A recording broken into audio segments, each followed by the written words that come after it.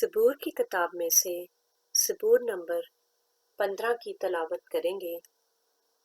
ऐ खुदावंद, तेरे खैमा में कौन रहेगा? तेरे कोहे मुकद्दस पर कौन सुकूनत करेगा?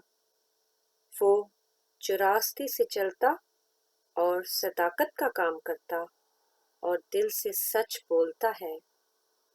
वो जो अपनी ज़बान से बहतान नहीं बांधता और अपने दोस्त से बदी नहीं करता और अपने हमसाया की बदनामी नहीं सुनता।